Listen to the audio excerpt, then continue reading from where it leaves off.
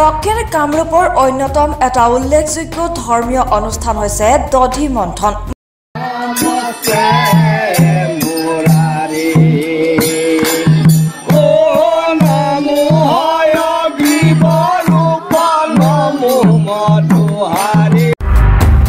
বহাগ বিহুৰ লগত সংগতি ৰাখি পৰম্পৰাগতভাৱে চলি অহা এই দধি মন্থন ছয়গাঁও পলাশবাৰী বকো সমষ্টিৰ বিভিন্ন অঞ্চলত হোৱা দেখা যায়। বিগত বৰ্ষসমূহৰ দৰে এইবাৰো ১ নং বালাসিদ্ধি মাছপৰা ৰামকৃষ্ণ মন্দিৰ প্ৰাংগণত আজি আয়োজন কৰা হয় দধি মন্থনৰ। ২৬ সংখ্যক বৰ্ষত পদাৰ্পণ কৰা ৰঙালী বিহু আৰু দধি মন্থন কাৰ্যসূচীৰ আজি শুভাৰম্ভ কৰে ৰাইজৰ সম্পাদক তথা শিক্ষক সত্য ঠাকুৰীয়াই।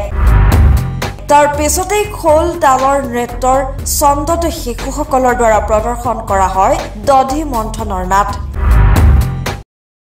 গাঁৱৰ অনুষ্ঠানটো হ'ল দধি মন্থন উৎসৱ। কাৰণ শিশুকালৰ পৰাই শ্ৰীকৃষ্ণই কেনেকুৱা মানে দৃশ্যবিলাক কৰিছিল, সমাজত কেনেকৈ তাৰমানে দুষ্টক দমন শান্তক পালন কৰিব লাগে, এই দধি মন্থনৰ আৰ্হিতে শ্ৰীকৃষ্ণই সৰু কালৰে পৰা দেখুৱাইছিল। আৰু শ্ৰীকৃষ্ণৰ মুখত যেতিয়া মাকে মুখখন মেলি চাইছিল তেতিয়া গোটেই সমস্ত পৃথিৱীখন দেখি আচৰিত হৈছিল। আৰু তেতিয়াৰ পৰা এই দৃশ্যবিলাক দেখি মাকে তাৰমানে শান্তক পালন আৰু দুষ্টক দমনৰ চৰিত্ৰৰ জৰিয়তে তাৰমানে আমাৰ সনাতন ধৰ্মত এইটো প্ৰচাৰ হৈ আছে। আৰু এই লোক সংস্কৃতিটোৱে আমাক সমাজখনক যথেষ্টখিনি মানে বেয়া কামৰ পৰা আঁতৰাই ৰখাৰ কাৰণে তাৰমানে আমাক সুবিধা দিছে। আৰু আমিও সেই লৈ আমাৰ সনাতন ধৰ্মত এইটো আমি পালন কৰোঁ। দধিমথা এখন ধৰ্মীয় অনুষ্ঠান। দধিমথা কৰাৰ লগে লগে প্ৰত্যেকৰে মনটো প্ৰফুল্ল হয়, ভাল লাগে। আৰু ধৰ্মীয় অনুষ্ঠানৰ কাৰণে প্ৰত্যেকে আহে সেৱা কৰে।